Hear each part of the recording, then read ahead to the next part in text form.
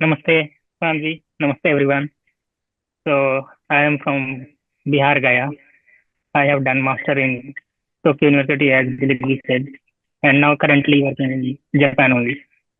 तो मेरा सवाल ये है कि लगभग हर क्षेत्र में मिडिल मैन सक्रिय है। स्वास्थ्य, शिक्षा, रोजगार जैसे महत्वपूर्ण क्षेत्रों में भी ये मिडिल मैन नेटवर्क लोगों का उनके अधिकारों से वंचित करा देता है। तो जन स्वराज पार्टी ऐसे मिडिल मैन के नेटवर्क को तोड़ने और छात्रों तथा आम जनता को इनके चंगुल से बचाने के लिए क्या ठोस आने की योजना बना रही है? तो what we want to do is कि एक सिटीजनशिप रिलेशनशिप यूनिट खोलना चाहते हैं।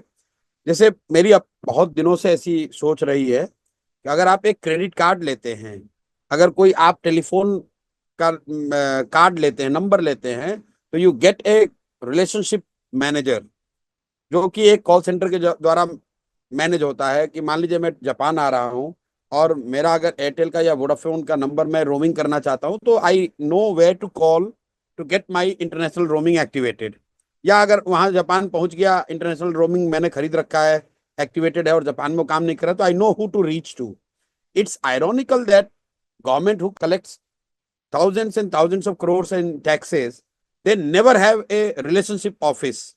So what we want to do is a citizens के लिए एक ऐसा रिलेशनशिप सेंटर खोलना चाहते हैं, ताकि हर वो व्यक्ति जिसको सरकार की योजनाओं से लाभ मिलना चाहिए और नहीं मिल पा रहा है, वो सीधे इस नंबर पे फोन करके वो बता सके। लेकिन ये टिपिकल जो ग्रीवांस रिड्रेसल सेल है, जो गवर्नमेंट्स में ज्यादातर कई गवर्नमेंट्स ने ऐसा अप्रोच किया है, बनाया भी है, लेकिन उन्होंने इसको उस तरीके से वो क्लोज नहीं करते हैं। मतलब उसमें सबसे बड़ी परेशानी है कि ग्रीवांस जो चीफ मिनिस्टर ऑफिस में ग्रीवांस सेल होता है, उसमें जो ग्रीवांसेज लोगों के आते हैं कि भाई मुझे जाति प्रमाण पत्र नहीं मिल रहा है, तो नोट तो कर लिया, फिर वो वहां के डीएम को फॉरवर्ड कर देता है या वहां के कंसर्न पदाधिकारी को फॉरवर्ड कर देता है। उसी पदाधिकारी को उसी ऑफिस में भेज रहा है जिसने कि एक्चुअली वो काम नहीं किया है।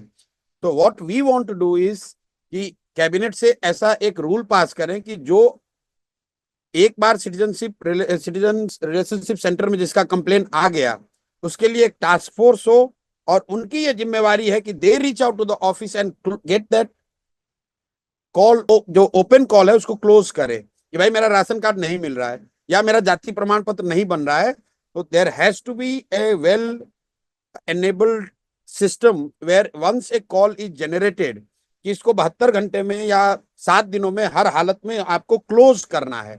सिर्फ उसको रिटर्न बैक नहीं करना है उस ऑफिस को जहां जो ऑफिस उस प्रॉब्लम को ओरिजिनेट करने के लिए रिस्पॉन्सिबल है। तो I don't want to get into detail, but we have a blueprint और इसका एक छोटा सा वर्जन मैंने कैंपेन के दौरान बंगाल में किया था, जिसको कहते हैं दुआरे सरकार। और गुजरात में मोदी जी के साथ में जब था तब हम लोग करते थे गरीब कल्याण मेला। उसमें सरकार की ओर से हर पंचायत में एक कैंप लगाया जाता है और ये बताया जाता है कि जो 8 और 10 द मोस्ट सॉट आफ्टर जो सर्विसेज हैं या योजनाएं हैं सरकार की, कि आप अगर आपको उसका लाभ नहीं मिल रहा है तो आपके पंचायत में ये कैंप लगा हुआ है और उसमें वो सारे ऑफिसर जाएं ताकि उसका देन एंड देयर सॉल्यूशन हो सके। मैं एक आपको इसका कंक्रीट डेटा देता हूं। फर्स्ट राउंड ऑफ दुआरे सरकार इन बंगाल इन 2020 जब इसको लॉन्च किया गया, तो एक महीने में 24 lakh, if I recall correctly, 24 lakh लोगों को जाति प्रमाण पत्र इशू किए गए। बंगाल में 30 साल की हिस्ट्री रही है, 2020 से पहले ऑन एन एवरेज 3 लाख जाति प्रमाण पत्र हर साल जारी किए गए हैं। लेकिन एक दुआरे सरकार प्रोग्राम से एक महीने में 24 लाख जाति प्रमाण पत्र जारी किया गया।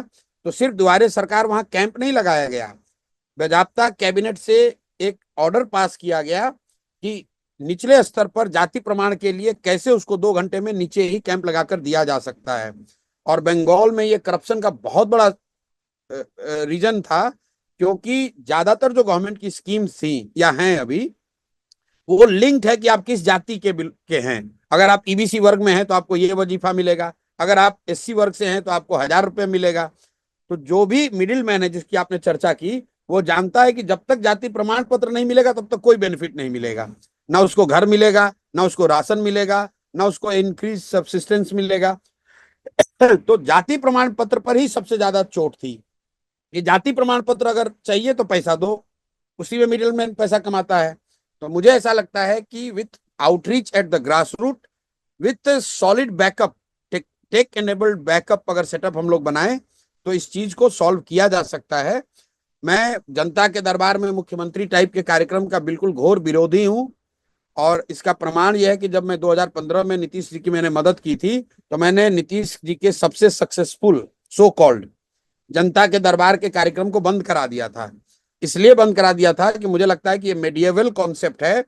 We need a small office of intelligent sharp executives with a kind of, if for Bihar population our estimation is a 2000 seater call center, और इसको अगर दोनों को आप मैरी करेंगे with right legislation, the three things, जैसे लोक अभियोजन कानून बिहार में बना हुआ है, even in Harvard people have come to study this लोक अभियोजन जो कानून है, लेकिन सिर्फ कानून बना दिया, उसके इम्प्लीमेंटेशन के लिए नीचे सेटअप नहीं बनाया है।